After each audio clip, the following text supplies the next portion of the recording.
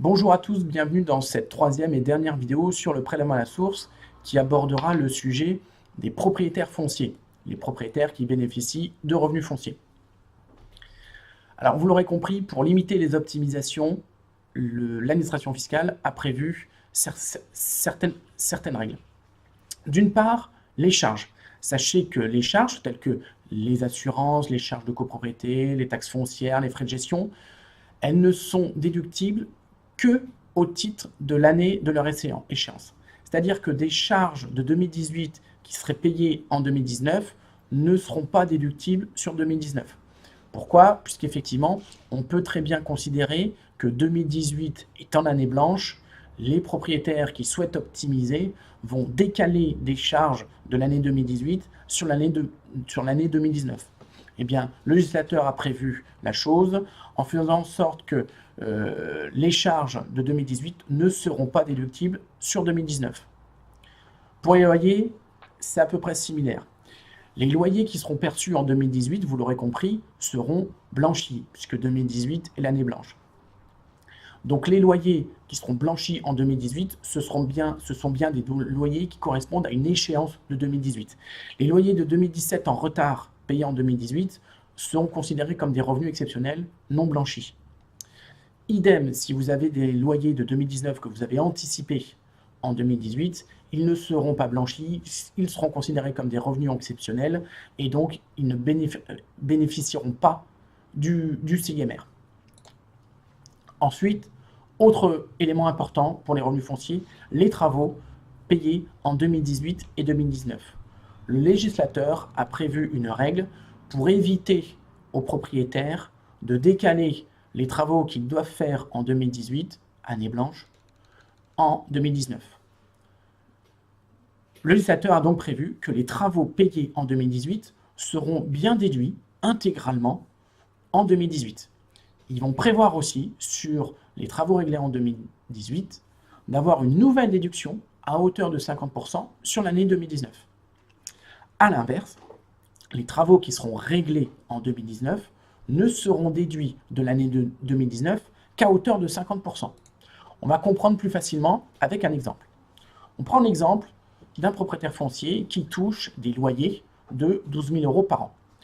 Il fait des travaux de 2 000 € en 2018 et de 3 000 € en 2019. Comment vont se passer les calculs? En 2018, les travaux 2018 sont intégralement déductibles.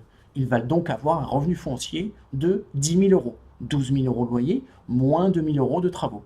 Revenu foncier de 10 000 €. Et c'est bien cette somme de 10 000 € qui sera blanchie. En 2019, il fait 3 000 € de travaux, mais on a cette fameuse particularité sur l'année 2019. Il aura bien ses 12 000 € de loyer imposable, il va avoir 50% des travaux de 2018, de l'année précédente, qui vont être déductibles. 1 000 € dans notre exemple. Il va avoir sur les travaux de 2019, de 3 000 € également 50% de déductibles, c'est-à-dire 1 500 €. On va donc avoir un total de 2 500 € de travaux déductibles. Il va donc avoir un revenu foncier de 9 500 €.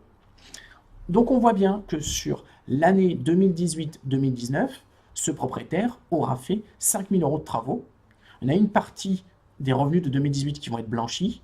Et sur 2019, on va avoir un avantage fiscal lié à la déduction des travaux qui ne sera que de 2 500 €, c'est-à-dire la moitié des travaux qu'il a payés sur les 2 années. Prenons un exemple pour un propriétaire qui va faire des travaux, on va dire, importants. Donc là, dans cet exemple, 10 000 € de travaux sont payés en 2018 et 1 000 € sont payés en 2019. Sur l'année 2018, on va avoir un revenu foncier de seulement 2 000 €, compte tenu des travaux de 10 000 €. On va donc avoir seulement 2 000 € de blanchi. En 2019, on va bénéficier de 50% du montant des travaux de 2018 qui vont être déductibles. Donc là, c'est 5 000 € dans notre exemple. Et on a aussi les travaux de 2019, 1 000 € qui vont être déductibles, encore une fois, à hauteur de 50%. Donc on va avoir un revenu foncier de 5 100 €, de 6 500 €. On a donc un total de travaux qui ont été réglés en 2018 et 2019 de 11 000 € et on va avoir un avantage fiscal sur l'année 2019 de la moitié, 5 500 €. Maintenant, prenons un avantage où cette règle sera particulièrement avantageuse pour un propriétaire foncier. Dans le cas où on a des travaux très importants. Dans mon exemple, on a 12 000 € de loyer et 80 000 € de travaux qui ont été payés en 2018 et seulement 1 000 € en 2019. On va avoir, sur l'année 2018, les 80 000 € qui sont intégralement déductibles. Je rappelle que pour être déductibles, les travaux doivent être d'entretien, de réparation, d'amélioration, et que les travaux de construction ne sont pas déductibles. Avec ces 80 000 € de déductibles, le revenu foncier va être un déficit de 68 000 €. Ce déficit va être imputé sur les revenus globaux à hauteur de 10 700 €, et le solde, 57 300 €, sera reportable sur les 10 années suivantes. Alors, le déficit imputé en 2018, 10 700 €, il est considéré comme perdu, puisque 2018 étant l'année blanche, il n'y a pas d'avantage fiscal à avoir ce déficit de 10 700 €.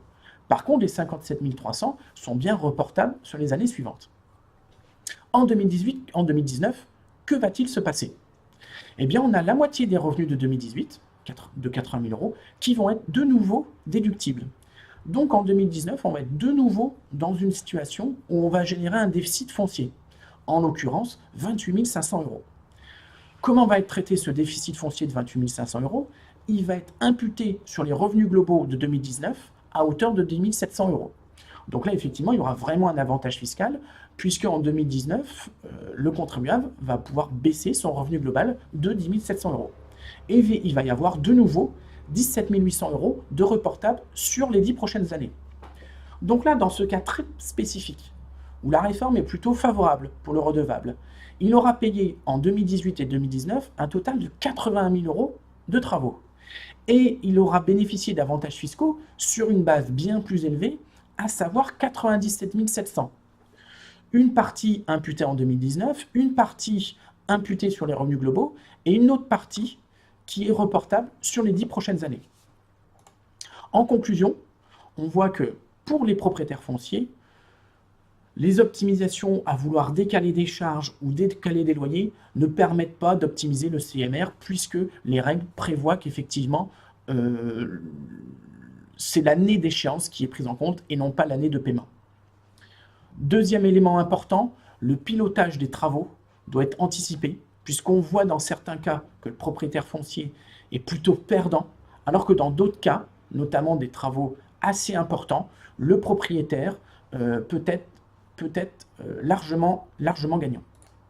Voilà, vous pouvez télécharger notre livre blanc sur notre site internet et je vous dis à bientôt. Au revoir.